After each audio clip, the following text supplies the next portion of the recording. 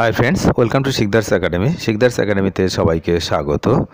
এই মুহূর্তের গুরুত্বপূর্ণ আপডেট আপনারা জানেন যে আজ সুপ্রিম কোর্টে এসএসসি মামলার শুনানি চলছে বা শুনানি শুরু হবে 10টার পরে। তবে কি স্থগিতাদেশ দেওয়া হতে পারে? দেখুন, মাত্র এক সপ্তাহ আগে শুনানি হয়েছে, এক সপ্তাহ পর ঠিক আবার আজকে শুনানি। তো স্থগিতাদেশ দেওয়া হবে কি হবে না সেটা তো শুনানি হলেই তবে আমরা জানতে পারবো।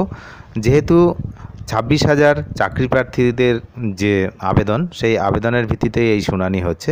এর আগে হাইকোর্টের যে রায়, সুপ্রিম কোর্ট সেই রায় কি বহাল রাখবেন কি না সে বিষয়ে আমাদের তো নজর থাকবে।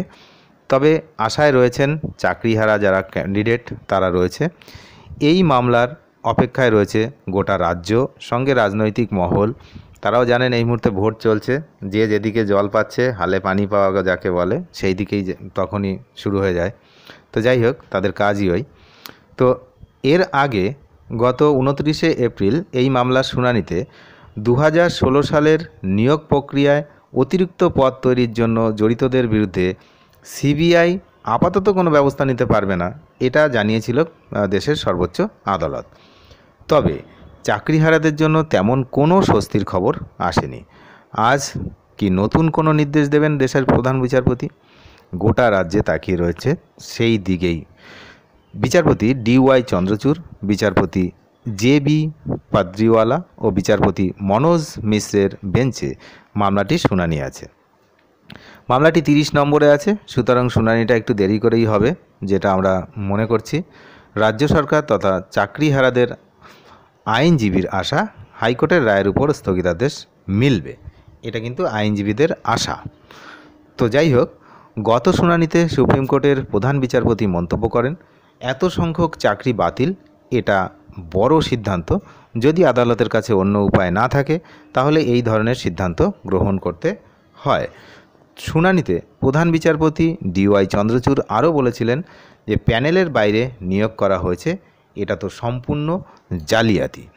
তার আরও পর্যবেক্ষণ ছিল বেআইনিভাবে নিয়োগ হয়েছে, তা নিয়ে কোনো সন্দেহ নেই, তাই যথাযথ তদন্ত হওয়া দরকার। সব কিছুই ঠিক আছে, কিন্তু এই যে 26,000 চাকরি প্রার্থী, তাদের মধ্যে সবাই বেআইনি নয়, এটা আমরাও জানি, আপনারাও জানেন, সারা দেশের লোক জানে। কিন্তু একেবারে যে বেআইনি নেই এটাও কিন্তু সবাই জানে। যে একেবারে বেআইনি নেই এই কথা কিন্তু মানা যাবে না। কারণ যেভাবে ওএমআর সিট সামনে এসছে বা বিভিন্ন টাকা উদ্ধার থেকে শুরু করে বিভিন্ন ব্যক্তিরা অ্যারেস্ট, তো তাদের যে সমস্ত বয়ান, সব কিছু মিলিয়ে যে প্রচুর সংখ্যক চাকরি যে বিক্রি হয়েছে, প্রাইমারি, আপার প্রাইমারি, তারপরে SSC, forest department, college service, কোথায় নেই, সমস্ত জায়গায় কিন্তু চাকরি বিক্রি হয়েছে। তো এই যে চাকরি বিক্রি হয়েছে, তার জন্য আপাতত সুপ্রিম কোর্টের দিকে আমাদের নজর রাখতে হবে যে কোন সময় কোন চাকরির কী পরিস্থিতি হয়।